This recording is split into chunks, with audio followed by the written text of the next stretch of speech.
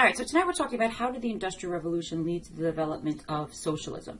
So today we're not just going to focus on Marx and Engels, because I feel like we've gone over them quite a bit, and I'm going to go kind of quickly through the ideas of the Communist Manifesto, but we're also going to be talking about, who came before Marx and Engels, because I've said in review class that Marx and Engels were not the first socialists. They were kind of building on a tradition that was already there. So that's going to take us to this first question.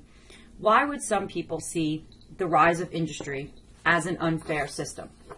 So a lot of people felt that the existing economic system as it was developing with the rise of the factory system was aimless, chaotic, and unjust. Some people felt it was improper that the owners had so much power over the workers that they could set the wages, the hours, and they did everything in their own interest.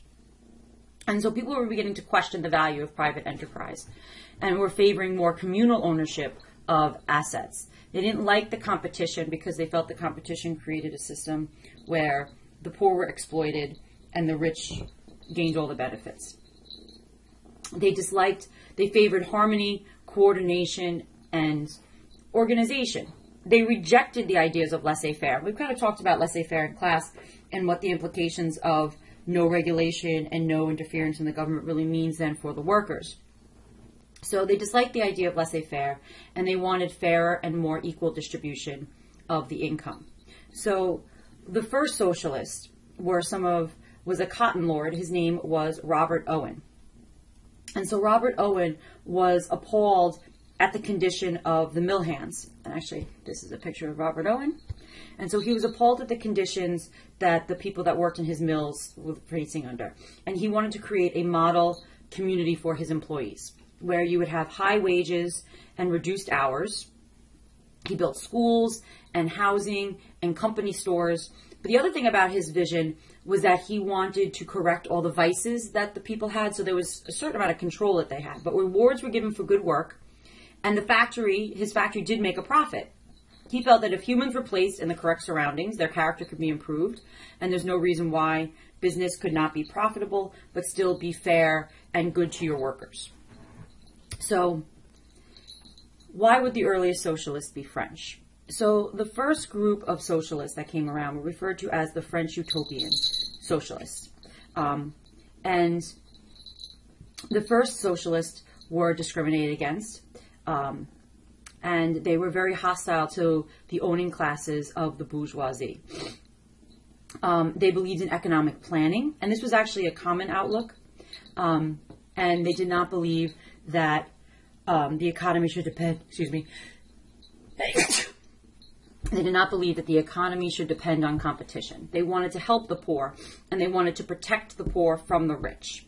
So some of these thinkers, his name was Henry de Saint-Simon, and he lived from 1760 to 1825.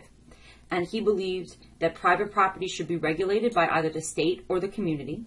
He didn't want a redistribution of wealth, however, but he did feel that government, either on the community level or the state level, should fix poverty and social dislocation, and that every social institution's goal should be to improve the conditions of the poor.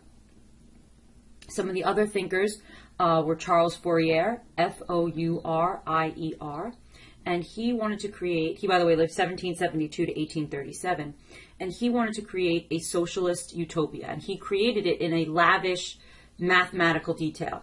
And he came up with this plan for self-sufficient communities that were devoted to both agriculture and industry. He felt that people should not be stuck performing the same task every day, all day, because he thought that was just basically boring, and that people should move around and have different jobs. He also believed in the emancipation of women. He believed that marriage was essentially a form of prostitution. He wanted to abolish marriage and have free unions based on love. And pretty much the middle class thought he was pretty dangerous because he was talking about all these ideas of trying to basically, communal lifestyle, improve the lives of the poor, and really kind of remake society. Another one of these prominent French utopian socialists was Louis Blanc, no relation. He lived 1811 to 1882, and in 1839, he wrote the book, The Organization of Work. And he urged that the workers should agitate for universal voting rights and take control of the state, but peacefully. And he felt that the state should set up workshops and factories and guarantee full unemployment, because he felt the right to work was something that was sacred. he violently opposed the ideas of laissez-faire and laws that were denying the right of the workers to organize. But a lot of his economic arguments were weak, like he wasn't backing up his ideas with like solid economic arguments, and his ideas and programs were seen as too fanciful to be taken seriously. And that's also true for Charles Fourier too. So a lot of people felt that these ideas were too far-fetched, but the basic premise behind these ideas was that the system should not be stacked against the poor, and there should be things in place to make sure that the poor could make a living, and they shouldn't be exploited, and they should be treated fairly and given a fair wage, was basically kind of like the main idea of these theories. So, next question. I'm sorry, I'm skipping a number. How is Marxist or Marxian socialism and Engels, well, we can't forget Engels, how is this different from French socialism, from the Utopian socialist? So we know, we talked about this in review class the other day, Frederick Engels wrote The Conditions of the Working Class in England, and it really was a devastating picture of industrial life, like how bad the poor were exploited and how bad the conditions were for the working class. And with Karl Marx, together they're going to write the Communist Manifesto.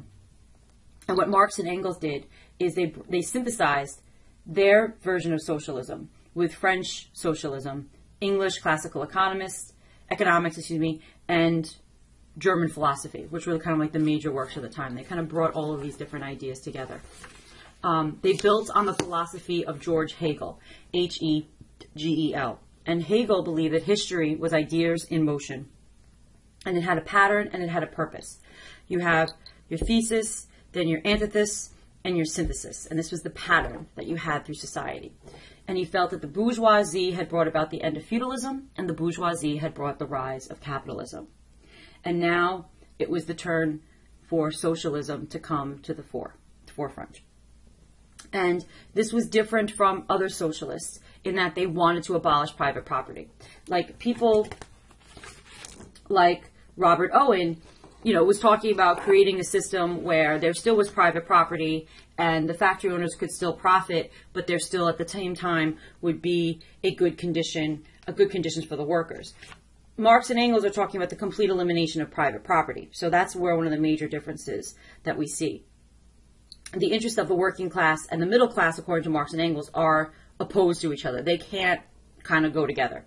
And that history is a history of society is a history of class struggles. And with industrialization, this class struggle has just gotten worse. And because the bourgeoisie had once conquered the aristocracy in essentially the French Revolution, now the proletariat is going to conquer the bourgeoisie, also in a violent revolution. Because what Marx and Engels felt was that a tiny population owned the means of production. And the poor, as a result, was growing in size and growing in class consciousness. He believed that the poor working class would be aided by some bourgeoisie who join up with the proletariat, who kind of see the injustices in the system.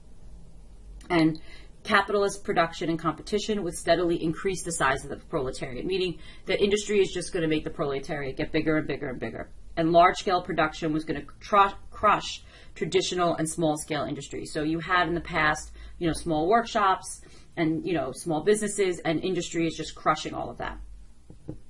And as business grows larger, the middle class basically would disappear. They would either be, some of them would go up into this top echelon of business owners, but the majority of the people are going to fall down into the working class themselves. And the workers would suffer and eventually form a revolution, and they would rise up and overthrow the means of production. And the workers would create what I've referred to as a dictatorship of the proletariat, and that would give way to a propertyless, classless society. And this belief amongst Marx and Engels was that this revolution was inevitable, and it was going to create a new society free of class conflict. It would not be oppressive because the majority would be the group who's running the place. And the famous line, the way that the book ends, is, "The proletariats have nothing to lose but their chains, but they have a world to win. Working men of all countries unite." So I want you to think about this. How are socialism and Marxism different? And why do these ideas become so powerful?